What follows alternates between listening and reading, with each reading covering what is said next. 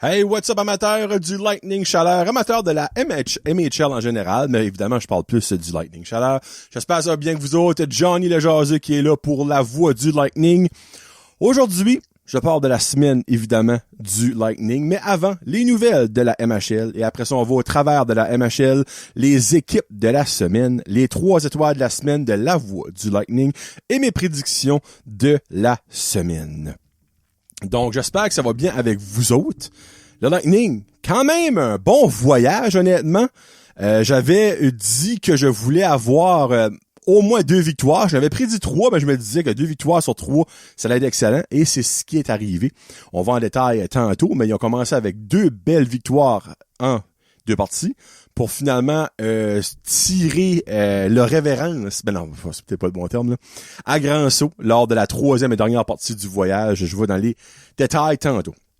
Mais quelque chose que j'aimerais vous dire, c'est que j'ai reaché out à la MHL après avoir parlé un petit peu de ça la semaine passée, des statistiques qui étaient constamment révisées, puis aussi les histoires de la semaine qui étaient comme lancées à des bizarres d'heures.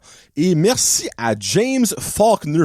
James Faulkner, c'est le directeur des communications de la MHL qui m'a répondu, je pense, en dedans de 15 minutes après que j'ai envoyé mon message. J'ai assez resté bête de sa réponse rapide. J'étais comme, my God! Premièrement, merci. Deuxièmement, je vais partager les nouvelles. Dans le fond, je disais, c'était quoi leur processus pour les matchs, comme, est-ce que tous les matchs étaient révisés? Y avait-il un temps? Est-ce que c'est quelque chose qui est commun? Puis après ça, est-ce que eux autres, ils ont comment je peux dire ça, un temps normal à sortir les équipes de la semaine? Il m'a tout répondu. So, en gros, je vais lire en anglais, ben je vous le traduis après, là. All games are reviewed to ensure points are properly assigned and goaltenders have the proper saves. This is generally done on Mondays and early Tuesdays. If you see VRC-SM at the bottom of a game sheet, it has been reviewed. So basically, quand tu vas sur le site de la MHL, puis que tu scrolles en bas, right après où ce que ça dit dans le fond, à quelle heure que ça a commencé, quelle heure ça finit, c'était qui les juges de ligne, les arbitres, puis l'attendance, le nombre de personnes qui avaient la partie. Il y a une petite ligne en bas. Si c'est écrit VRC-SM, la game a été révisée et les stats qui sont là, c'est les bonnes stats, c'est les stats qui sont compilés à travers de la ligue dans les colonnes de statistiques, évidemment. Donc, si ce n'est pas écrit ça encore, ça veut dire que la Ligue a pas vérifié. Ça veut pas nécessairement dire que toutes les stats vont changer, qu'il va y avoir 10 arrêts de plus. Mais ça veut dire que la Ligue a pas encore vérifié les statistiques de cette game-là. Mais si ça c'est écrit, ils ont mis le stamp comme quoi les stats-là sont finales. Puis, les games de la semaine sont souvent faites par le lendemain matin. Comme exemple, la game à Truro jeudi, vendredi matin, il y avait déjà la stamp de VRC-SM. Mais, tous les matchs de la fin de semaine, le vendredi soir, samedi, dimanche, ils travaillent pas la fin de semaine, je crois. Ben, il y a peut-être quelqu'un qui travaille, mais pas des personnes qui review les games. Parce que les games-là sont pas reviewés avant le lundi après-midi et même tôt mardi matin. Donc, ça, c'est pas une des réponses. Donc, à partir de cette heure, moi, je ne prendrai plus mes stats pour mes étoiles de la semaine et pour préparer mes shows. Tant aussi longtemps que je vois que les games, comme de la dernière game de la fin de semaine, a pas le stamp, parce qu'ils vont en ordre, évidemment, que la dernière game a pas le stamp de VRC-SM. Comme ça, de 1, mes stats pour mes joueurs du Lightning seront bonnes, et de 2, le standing pour les meilleurs pointeurs de la ligue, les meilleurs recrues, les gardiens sera accurate. Donc, je suis très content de savoir ça. Et aussi, pour les équipes de la semaine, ils veulent tout le temps releaser ça le mardi vers l'heure du dîner, entre midi et 1h, après qu'ils ont fini de faire les vérifications de stats, ils choisissent les équipes de la semaine. La semaine passée, la raison pourquoi ça a été à 7h30, je pense, le mardi soir, c'est que, le mercredi soir. Non, le mardi soir, c'est vraiment tard, j'ai pas eu le temps de le recorder pour sortir mercredi matin. Ouais, c'est ça. C'est qu'ils avions eu, dans le fond, il dit, ça arrive habituellement 1 à 2 fois par année. Il dit, mais c'est vraiment rare, c'est qu'ils avions eu une rencontre de ligue avec comme des partenariats et tout ça. C'est là qu'ils ont annoncé, je pense, comme la nouvelle assurance qui va nommer 2 trophées et tout ça. Là. Donc, le monde qui travaille à la ligue était parti là pour cette conférence de presse-là, puis c'était souper là, puis patati patata. Donc, merci beaucoup à James Faulkner de m'avoir répondu. C'est crissement apprécié. Quelque chose qui m'aurait probablement pris des semaines et peut-être jamais même eu de réponse à la LHJMQ. Lui, je vous dis, là, en dedans de 20, même pas 15 minutes, reply avec cette belle réponse-là. Donc, James Faulkner, merci beaucoup. La CGHL de la Ligue, dans le fond, canadienne de Junior A au travers du Canada a sorti leur premier classement, le top 20 des équipes. Je vais mentionner le monde de la MHL. J'irai pas en détail avec toutes les équipes parce qu'il y a ben de stuff là-dedans que c'est irrelevant pour le ben du monde. So, dans le classement officiel, il y a 2 équipes de la MHL et 2 mentions honorables. Les Summerside Capitals sont 7e au classement et le Rapide de Grand-Sault est 20e au classement. 2 mentions honorables pour la MHL, les Steamers de West Kent et le Lightning Chaleur. Donc, première semaine, première mention honorable pour Lightning. À cette heure, il faut qu'on monte dans le classement. Et aussi, première suspension de l'histoire du Lightning. Nick McIsaac va être suspendu pour la game de vendredi face aux Timberwolves de Miramichi parce qu'il a donné une cross-check à un joueur lors de la partie de dimanche face au Rapide de Grand-Sault. Donc, malheureusement, Nick McIsaac ne pourra pas aider le Lightning dans un des matchs de la Coupe North Shore vendredi face aux Timberwolves à Bathurst. Petit fait à mentionner que le Rapide de Grand-Sault a déjà 4 joueurs qui ont été suspendus cette année. Depuis le début de la saison. On parle de quoi?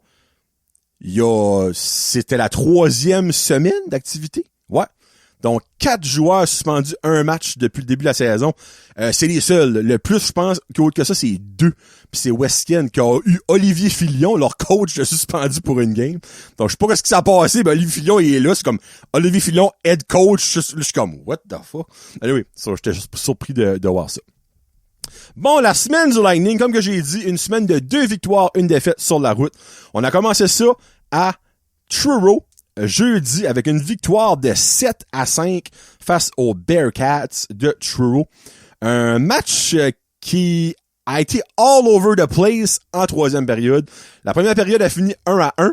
La deuxième a fini 3-2 pour le Lightning et il y a eu 7 buts de marqués en 3e période, dont 4 pour le Lightning et 3 pour les Bearcats. Finalement, ça fera fini 7-5. Faut mentionner, aucune punition. Non, excuse. Aucun avantage numérique pour le Lightning lors de cette partie. 2 pour les Bearcats, mais il y a eu une punition qui s'est comme annulée. Dans le fond, pour le Lightning et les Bearcats. Donc, aucun avantage numérique pour le Lightning lors de la partie, mais ils ont quand même compté 7 buts. Donc, c'est quand même sharp. Une belle performance de Samuel Carreras-Pata, qui aura donné 5 buts sur 45 lancés, donc 40 arrêts. C'était beaucoup de caoutchouc pour Samuel Carreras-Pata. Côté des pointeurs pour le Lightning, on a des très belles performances, actually. Jack Hayne, 1 but, 3 passes pour 4 points. Michael Pilgrim, 1 but, 1 passe, 2 points pour le défenseur. 1 passe pour Carter Bromley, 2 passes pour Malcolm McDonald, 1 but, 1 passe pour Zachary Rushton, 1 but pour Will Clark, 1 passe pour Nick Beattie, 1 passe pour Brody Ford, 1 but, 2 passes pour Ben Cross, 1 but pour Jean-Christophe de Jem. 2 passes pour David Lebel et 1 but pour Jaden Bertman. Du côté des perdants, on a Matthew Bolduc avec 1 but, 2 passes, puis Nathan Curson avec 2 buts dans les meilleures performances. Une game qui a été haute en émotion avec 12 buts, pas beaucoup de punitions, donc c'est comme bizarre. Il y a eu un total, dans le fond, tu vois, il y a eu 4 punitions au total, 2 qui résultent en des avantages numériques pour les Bearcats qui ont pas compté en 2 occasions, et aucun avec la punition de Carter Bromley et de Drew Kyver qui s'est annulé. Mais c'est quand même fou, 12 buts sans aucun avantage numérique. Ça vous montre à quel point qu'il y a certains soirs que la MHL peut être une ligue qui est très, très, très excitante à voir, tu sais. Parce que tu peux avoir une soirée, exemple, un 3 buts sur 5 avantages numériques, t'as compté 4 buts. Ben, tu sais, comme tu dis, ça a été une game d'unité spéciale, tu sais. Mais là, le fait comme qu'il y a 12 buts et aucun but marqué en avantage numérique, ça vous montre à quel point des fois que les goalers, malheureusement, ils ont pas des bonnes soirées. comme un Brendan Lavoie.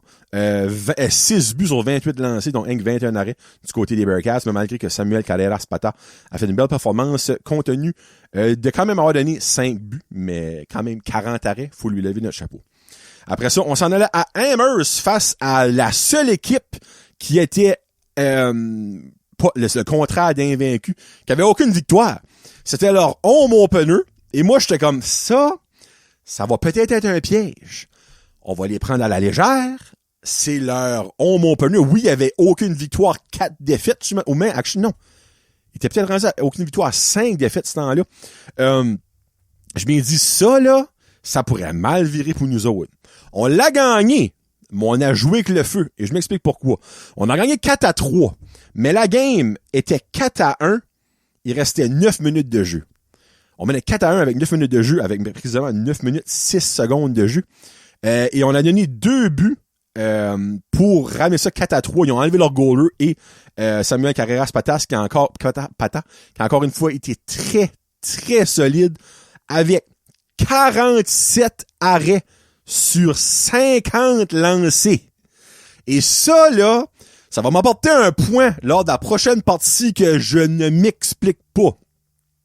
En 3 jours, donc jeudi, vendredi c'était off, et samedi, en 2 parties, Samuel Carreras-Pata a fait face à 95 lancés. 95! C'est borderline le 100 lancés. Là-dessus, il aura fait 87 arrêts. Lors du match contre Amherst, il y a quelqu'un qui a mentionné alright, on va avoir Will Captain Morgan dans les nets, c'est parfait ça, parce que tu faisais face à la pire équipe de la ligue.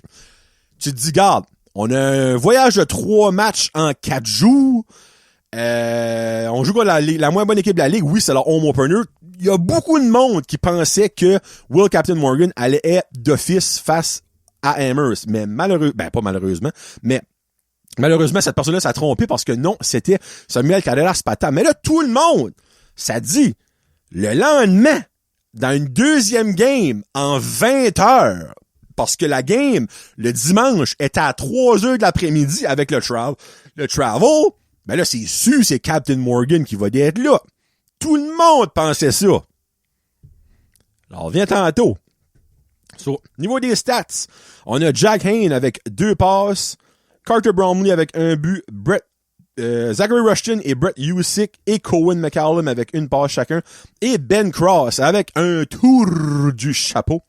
Du côté des perdants, on avait la première partie de Ty Pettigrew, l'ancien du Titan Academy Batters, qui a été retranché du régiment, et ironiquement, c'est un gars de Newfoundland qui a pas pu faire l'équipe de sa province natale, en tout cas. Premier match, 1 but, 1 passe pour Ty Pettigrew. On a aussi Christian White, 1 but, 1 passe, puis Mark Corbett, leur capitaine, avec 2 passes. Liam Leblanc, qui a donné 4 buts sur 33 lancés. Un match beaucoup plus rough que le lendemain. On a eu des fighting majors là-dedans, mais ça me fait rire parce que on a Nolan Shaw qui a eu un 2 minutes pour instigateur, un 10 minutes pour mauvaise conduite, puis un 5 minutes pour s'avoir battu. Mais il s'est battu contre personne, encore une fois. Ça arrive souvent dans la MHL, c'est fucké. Puis là-dedans, on a eu quand même pas mal de punitions. Les avantages numériques, ça aurait été 2-5 pour le Lightning et 0-8 pour Amherst. 8 opportunités, 0 but. Comme que je vous ai dit, on a joué avec le feu en tabarnak. Parce que c'est pas normal qu'en 8 opportunités, une équipe compte pas de but. Là. On a été chanceux. Anyway, c'est ça que j'avais à dire là-dessus.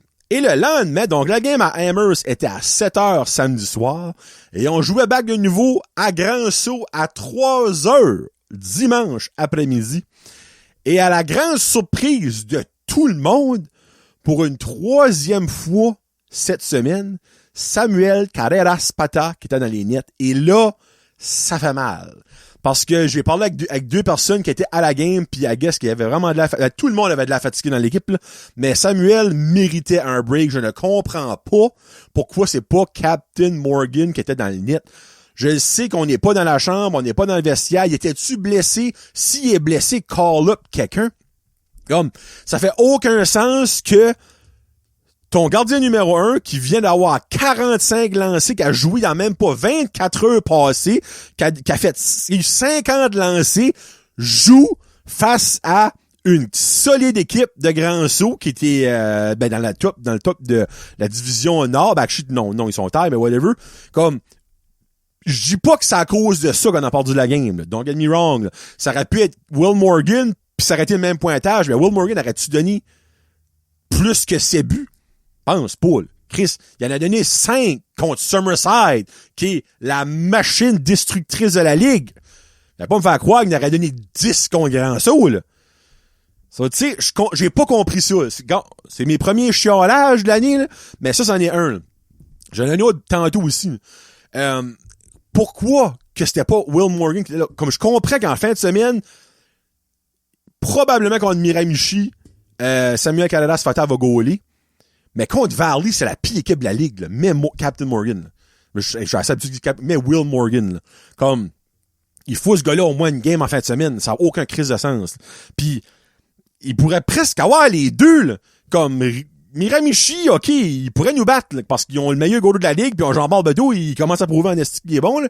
Comme, mais ils sont pas capables de compter de but à moitié. Ils gagnent leur game 3-1, 3-0. Tu sais, comme...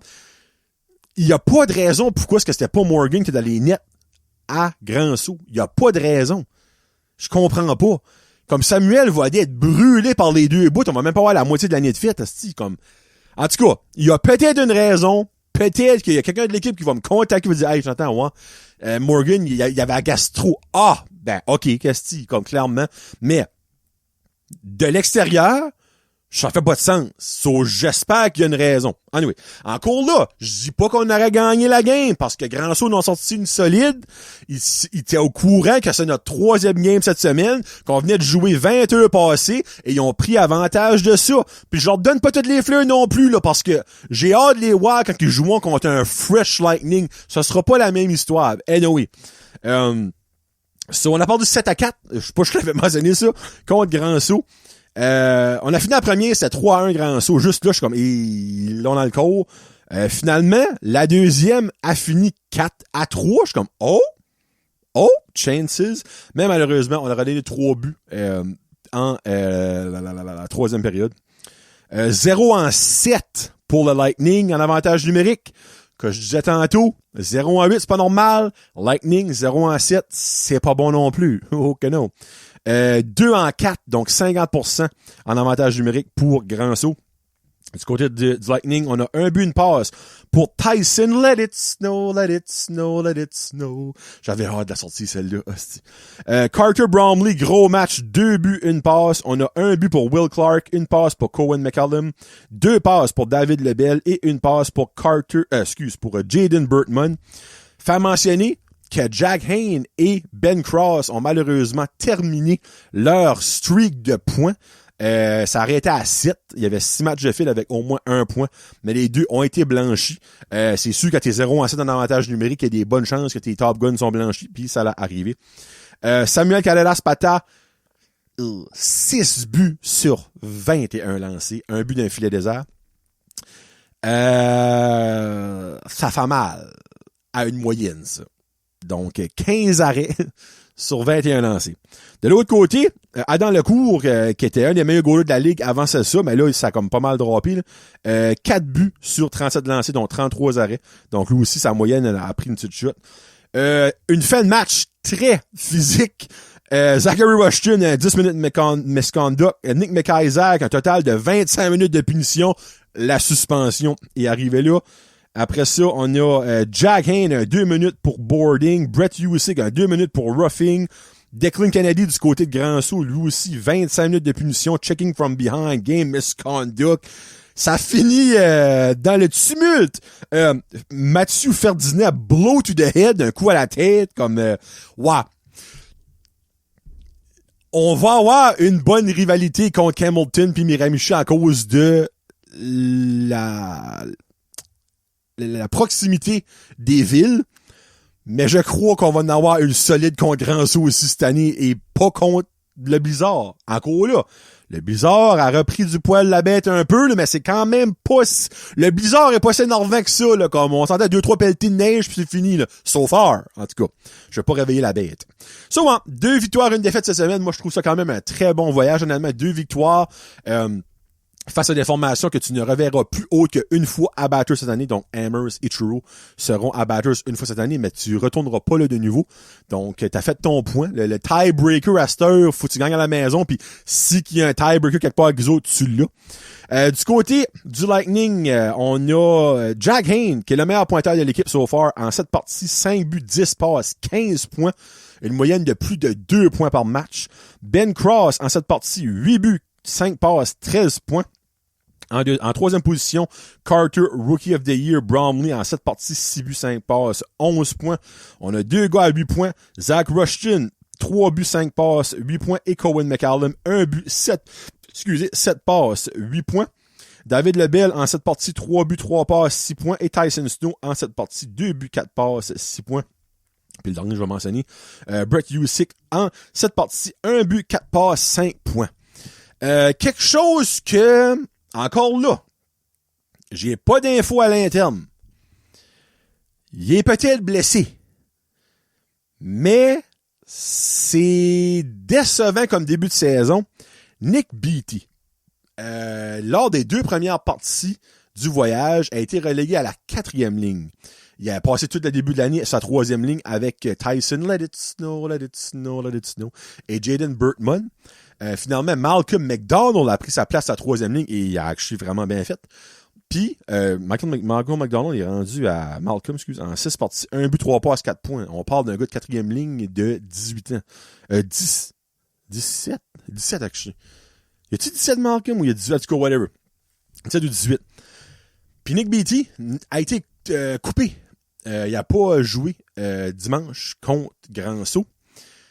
Ça, c'est une opinion 100% sur ce que moi je vois sur la glace lors des parties à la maison. Ce que j'ai ressenti sur la glace lors du camp d'entraînement. Comment je pourrais dire ça? Le non-verbal de Nick Beattie en dit beaucoup. Et je crois que ça lui fait beaucoup de tort. Je dirais qu'il y a une terrible de misère à donner le 2e effort. Il est comme, si le premier jeu qu'il essaie de faire marche pas, il se laisse glisser sur la glace. Ou dirait, il a pogné des mauvaises punitions. Je sais pas. Pis c'est un gars de 20 ans. Comme, exemple sur un gars de 18. Regarde, mets sa 4e ligne, mange ton pain noir pis that's it. Là, il prend la place d'un de nos 5 gars de 20 ans. Sa 4e ligne. Et là, il a été scratché pour la game à Grand-Sault. Il était-tu blessé? Il a-tu été scratché? Ils ont-tu voulu jouer à 7 défenseurs? Tout est possible là-dedans. Là. Mais honnêtement, j'ai pas un bon feeling pour Nick Beattie. Puis ça me tanne parce que c'est un gars de 20 ans qu'on a été signé pis tout ça. Je veux pas mettre la charonne avec des bœufs puis je lui souhaite pas malheur. Mais je serais très surpris que Nick Beattie finisse l'année avec le Lightning. Je vais mettre ça de même. Ça, c'est mon humble opinion à moi. C'est un gut feeling que j'ai. Si qu'il est pas tradé, il va peut-être se faire releaser, mais j'ai de la misère à voir que Nick Beattie va finir la saison à Montréal. Puis regarde, à Montréal, va finir la saison à Batters.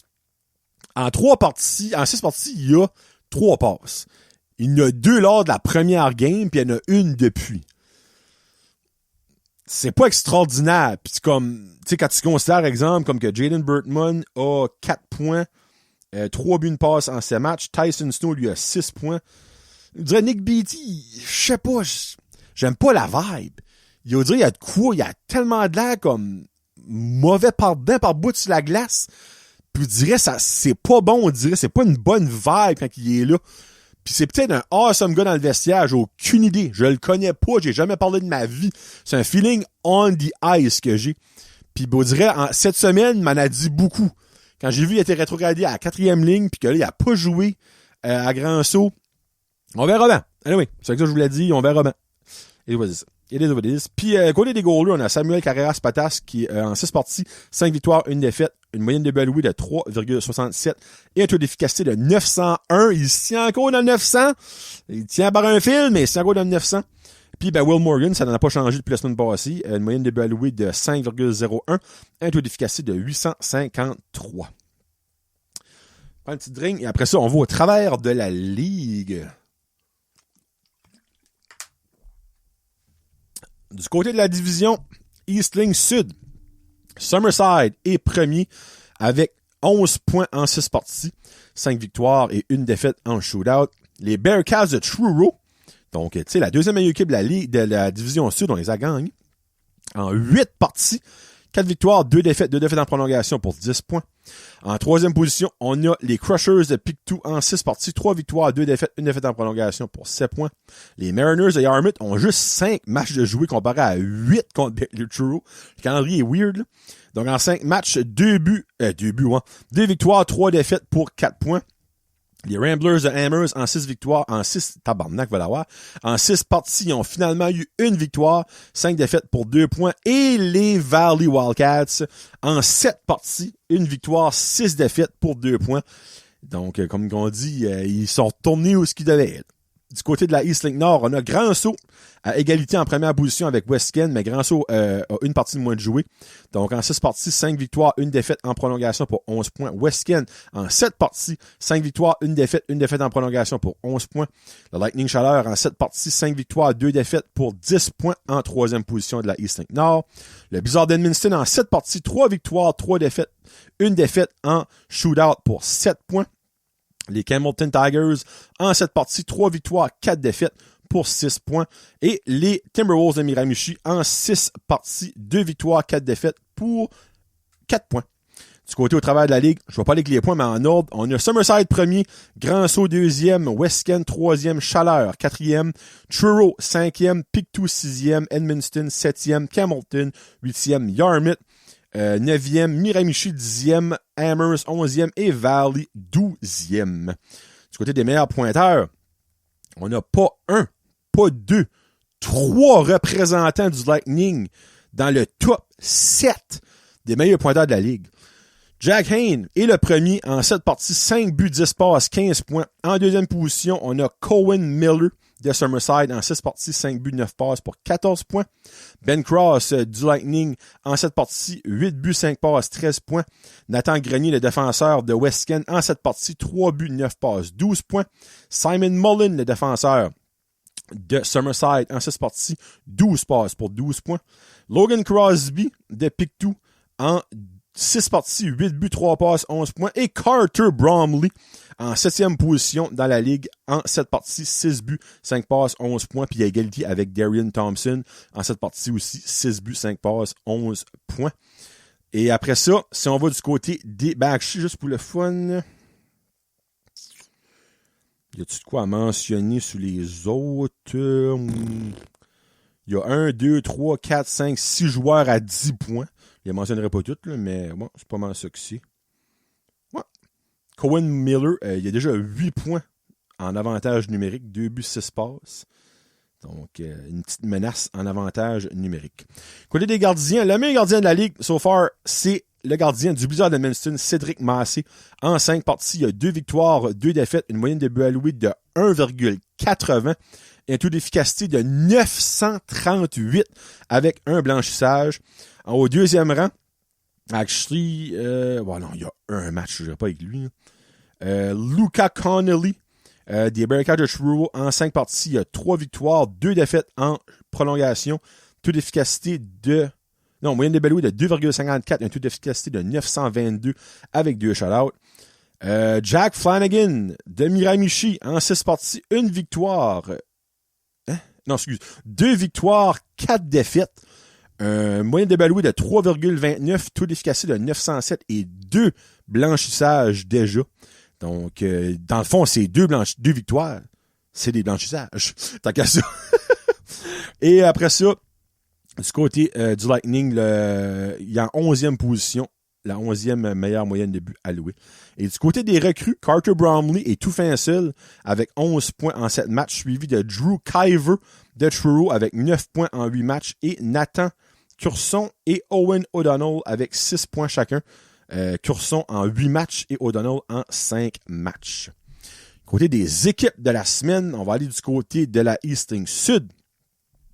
Les attaquants. Jack Todd des Bearcats de Truro en 3 parties, 1 but, 4 passes, 5 points. Cohen Miller de Summerside en 2 parties, 2 buts, 2 passes, 4 points. Et des Summerside Capitals aussi, Ryder Howitt en 2 parties, 2 buts, 2 passes, 4 points. Côté des défenseurs, on a Kingsley Austin des Crushers de Pictou en 2 parties, 4 à 6.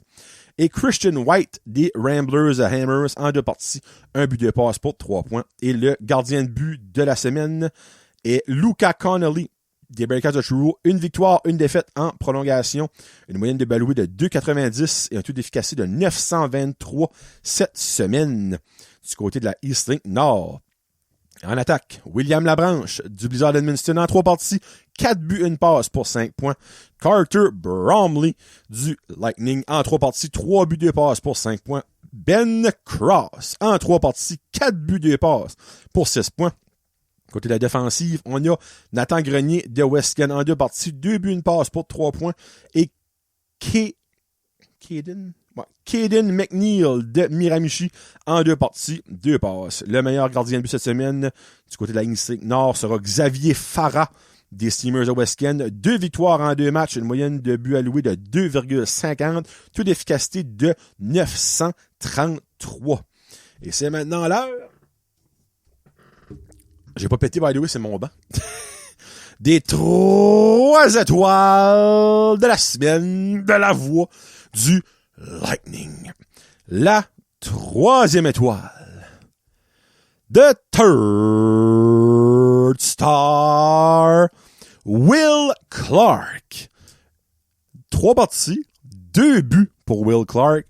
Une belle semaine pour un joueur de 4e ligne du Lightning. Un joueur de 17 ans.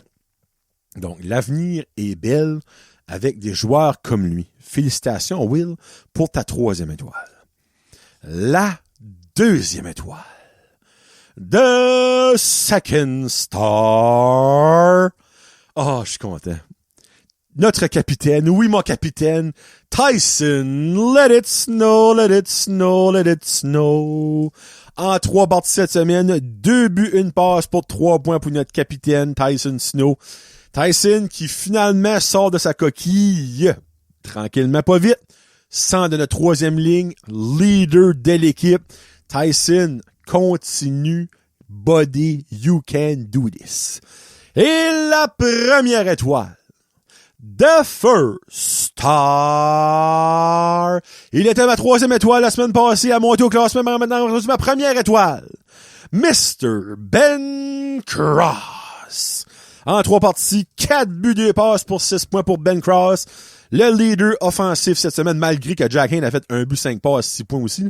Mais en tout cas, congratulations, boys. Ben, Tyson, Will, I love it. Donc, bonne semaine à tout le monde. Et parlant de la semaine, j'avais prédit 3 victoires cette semaine. Et j'avais aussi prédit une grosse semaine à David Lebel de 2 buts, 2 passes pour 4 points. J'ai pas assez proche dans les 2 catégories. Finalement, ça aurait été 2 victoires et 1 défaite, pas assez proche. Et David Lebel aura eu 3 points, 3 passes, pas assez proche. Quand même pas assez proche. J'aime mieux pas assez proche qu'être dans le champ. T'sais? Cette semaine, 2 matchs. Vendredi contre les Timberwolves de Miramichi à Batters et samedi face aux Valley Wildcats, la seule et unique visite des Wildcats cette saison à Batters. Je prédis cette semaine. Je ne crois pas que le Lightning va tomber dans... Comment je peux dire ça? Va tomber dans le panneau. Parce que Valley est la pire équipe de la Ligue. Et Miramichi est la pire équipe de la division Nord. Si je me trompe pas. Oui. Donc, ils pourraient prendre ça à la légère, mais ils ne le feront pas. Donc, je prédis 2 victoires pour le Lightning cette semaine à la maison. Après un gros voyage quand même très productif, le Lightning retrouvera le chemin de la victoire vendredi et commencera une nouvelle séquence samedi avec 2 victoires. Je dis pas que ce sera facile, mais je pense que ça va être des belles games. Et du côté de mon meilleur joueur de la semaine, c'est pas nécessairement mon meilleur joueur de la semaine, c'est une prédiction que je fais d'un joueur de la semaine. Je pense cette semaine, surtout que vendredi, Nick McIsaac sera pas là, suspendu. Donc, il va falloir qu'il lève son jeu d'un cran. Je crois que Cohen McCallum, notre quarterback à la défensive, aura une belle semaine de 4 passes en 2 matchs. Je pense que il va avoir de l'avantage numérique parce qu'il va peut-être avoir des matchs qui seront par un pointage peut-être trop gros. Et l'autre équipe n'aimera pas ça. Je n'aime pas quelle équipe. Peut-être Valdi, peut-être Miramichi. Miramichi, très bon gardien de but. Oubliez pas, on gagnera pas ce match-là 9-0. Ça sera pas ça. On va peut-être gagner le match, mais ça va être un pointage serré. Mais contre Valley, on verra bien. Valley, pour le fun, on va aller voir c'est quoi leur statistique cette année. Ils ont 26 buts pour en 7 matchs. Et ils nous ont donné 43. C'est beaucoup de buts, ça, en 7 matchs. On va aller faire le calcul. Moi, j'aime ça, les calculs. Donc, 43 divisé par 7. C'est une moyenne de 6 buts par match. Moi, c'est Lightning contre 6 buts samedi. Moi, d'être content de mon acte. So, je vais avec 4 passes pour Cohen McCallum cette semaine. Donc, qui dit retour à la maison, c'est le retour de l'après-match du Lightning présenté par l'épicerie Frenette de Beerster. D'environ 10 à 15 minutes après le match, je serai live sur la page Facebook de la Voix du Lightning. Donc, joignez-vous à moi pour un petit récapitulatif de la partie et posez-moi vos questions si vous n'avez. N'oubliez pas d'aller follower, abonnez-vous à Follower God. Aimez-moi sur Facebook, sur Twitter, sur Instagram et abonnez-vous à mon channel sur YouTube. C'est La Voix du Lightning partout. C'est simple à trouver, il n'y a pas d'autre. Donc, peut pas être comme, c'est quel? C'est-tu le gros L? C'est-tu lui qui a un petit I? Non. Il y en a un, et moi. Donc, allez vous abonner, follower, liker, sharer, commenter. C'est très important. Et partager aussi. Merci beaucoup de m'avoir écouté. On se reparle la semaine prochaine après une belle semaine de 2 victoires, souhaitons-le, pour le Lightning. Sur ce, c'était Johnny le Jaseux pour La Voix du Lightning. Merci beaucoup tout le monde d'avoir écouté. On se reparle la semaine prochaine. Peace out. #GoLightningGo. Yeah.